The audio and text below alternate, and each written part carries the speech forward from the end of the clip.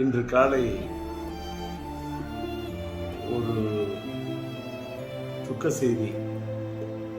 என்னோடு சமகாலத்தில் பணியாற்றியவர், தமிழ் திரையுலகத்தில் தனக்கென்று ஒரு தனி முத்திரையை பதித்து தனி கொடி நாட்டியவர், என் இனிய நண்பர், எழுத்தாளர், இயக்குனர் கே. பாக்யராஜ் அவர்களார். அவர் மாரடைப்பால் மறைந்து விட்டார் என்ற துக்க செய்தி என் காதுக்கு எட்டியது. கவலை என்னுடைய மனதை போட்டு வாட்டு என்று வாட்டியது. காரணம், சமீபத்தில் தான் அவருடைய 50 ஆண்டு காலம் அவர் திரையுலகத்தில் பணியாற்றியவர் ஒரு பொன்விழாவை காண்கிறார் என்று அவருக்கு ஒரு விழா எடுத்தார்கள்.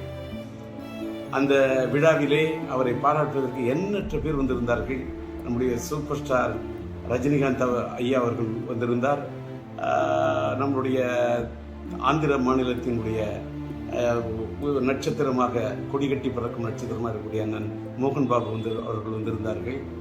அந்த விழாவிற்கு நான் வர வேண்டும் என்று என்னை பாக்யராஜ் விரும்பி அழைத்தார். நான் சாதாரணமாக இப்போ எந்த விழாவுக்கும் போகிறதில்ல, தவிர்த்திருக்கேன். ஆனால் என்ன நினைச்சேனோ தெரியல. அவர் ராஜேந்தர், நீங்கள் நானும் சேர்ந்து ஒரே சமகாலத்தில் இருந்தோம். என் காலத்திலே நீங்கள் திரையுலகத்தில் நம்ம 2 பேருமே நம்மளெல்லாம் போட்டின்னு சொல்லுவாங்க. ஆனால் நீங்கள் எனக்கு நல்ல நண்பர். நீங்கள் நானும் சேர்ந்து எந்த படத்துலையுமே பணியாற்றல, அதனால் நீங்கள் வரணும்னு ரொம்ப நாத்தெடுக்க என்னை கூப்பிட்டார். அவர் அத்தனை முறை என்னை வற்புறுத்தி கூப்பிட்டது என்னோட மனசு ரொம்ப வாட்டினுச்சு. சரின்னு சொல்லிட்டு அந்த விழாவில் போய், சமீபத்தில் தான் அந்த விழா நடந்தது, அந்த விழாவில் போய் மனசு விட்டு அவரை பாராட்டிட்டு வந்தேன். எனக்கு அதில் என்னன்னா, இவ்வளவு சமீபமா அவர் மறைந்து போயிடுவார்னு நான் கனவு கூட நினைச்சு பார்க்கல. ஆனா ஒரு சின்ன அவர் மறைந்து விட்டார் என்பது துக்கம் தாங்கல, நெஞ்ச வாட்டுது. ஆனா ஒரு சின்ன ஆத்ம திருப்தி என்னன்னா, ஒரு மனிதன் மறைந்து விட்ட பிறகு இன்னைக்கு நான் இரங்கல் செய்தி போடுறேன், எல்லாருக்கும் ஆறுதல் தெரிவிக்கிறேன். ஆனா அவர் உயிரோடு இருந்தப்பவே, அவருக்கு ஒரு பாராட்டு விழா நடந்தப்ப அவருடைய காது குளிர, அவருடைய மனம் மகிழ, ஒரு சமகாலத்துல என்னை விட ஒரு சீனியர் மூத்தவர், அவரை போய் நான் மனதார பாராட்டிட்டு வந்தேன் அப்படிங்கிறத நினைக்கும் போது எனக்கு ரொம்ப ஒரு மனசுக்கு நிகழ்ச்சியா இருக்கு. அதோட இன்னொரு நிகழ்ச்சி என்னன்னா, நானும் அவரும் எந்த படத்துலையும் சேர்ந்து பணியாற்றலன்னு சொன்னார அப்படின்னு சொல்லக்குள்ள, என்னுடைய இனிய நண்பர் சாய் ரமணி அவர்கள், இயக்குனர், அவர் இப்போ ஒரு படம் எடுத்துக்கிட்டு இருக்கார், கன்னடத்து பைங்கிலின்னு ஒரு படம். அந்த படத்துக்கு நான் பாடல் எழுதி இசையமைச்சிட்டு இருக்கேன்.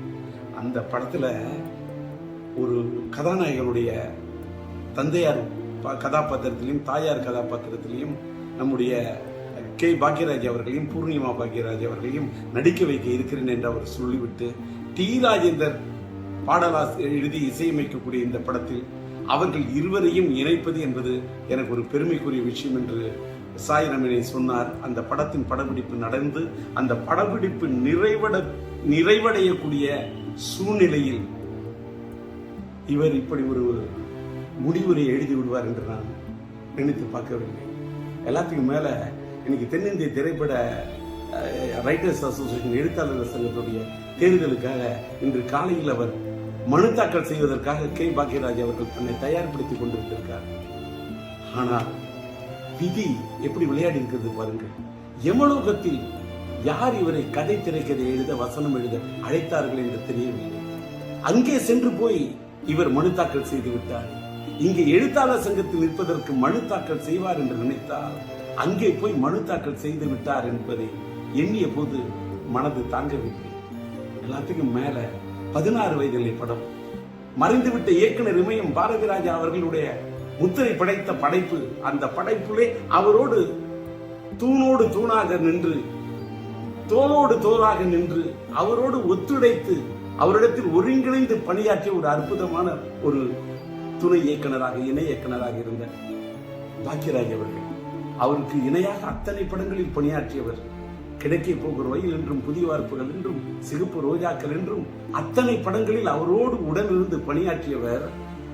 அவர் அந்த இயக்குனர் இமயம் சாய்ந்து மறைந்து, அது 10ஆம் தேதி என்று நினைக்கிறேன், 16 நாட்கள் 16 வயதிலே அவரோடு நட்பை ஏற்படுத்திக் கொண்டு பணியாற்றியவர். அவர் பிரிந்து விட்டார், அவரோடு பணியாற்றினேன். அவர் பிரிந்து 16வது நாளிலேயே நானும் பிரிந்து விடுவேன் என்று. இன்னைக்கு 27. இந்த மண்ணை விட்டு பாக்கியராஜ் போறாருன்னா 16 வயதினிலே அந்த படத்துல அதுல இருக்கக்கூடிய எண் 16. தன்னுடைய குருநாதர் மறைந்து நாட்கள் எண்ணி 16. அதில் என்னை விட்டு சென்று விட்டாயே என்று போய்விட்டாரே, தாங்கவில்லை. சுவர் இல்லாத சித்திரங்கள். அவர் எடுத்த படம் சுவர் இல்லாத சித்திரங்கள். இன்றைக்கு சுவர் இல்லாவிட்டால் சித்திரம் இருக்காது.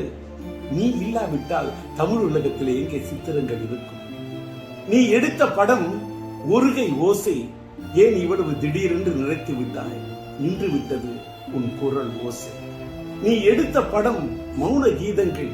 எங்களை பாட வைத்து விட்டு சென்று விட்டாயே, ஏன் சோக கீதங்கள்?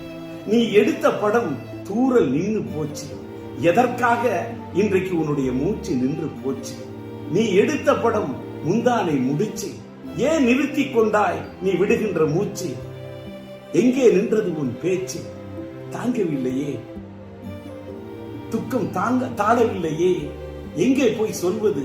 அதனால் நீ மறைந்து விட்டாய் என்ற செய்தி கேட்டவுடன் அது ஈட்டி போல் அது என் இதயத்தை தாக்கியது. அதனால் என்னுடைய துக்கத்தை எங்கே போய் சொல்வது? உம்மை இழந்து வாழக்கூடிய உன்னுடைய இல்லத்தாருக்கும் இந்த திரையுலகத்தை சார்ந்தவர்களுக்கும் என்னுடைய ஆறுதலையும் ஆழ்ந்த இரங்கலையும் தெரிவித்துக் கொள்கின்றேன்.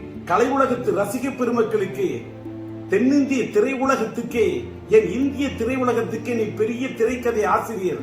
உன் இழப்பு ஈடு செய்ய முடியாத இழப்பாகும். உம்மை இழந்து வாடக்கூடிய ரசிக பெருமக்களுக்கும் என்னுடைய ஆறுதலையும் ஆழ்ந்த இரங்கலையும் தெரிவித்துக் கொள்கின்றேன்.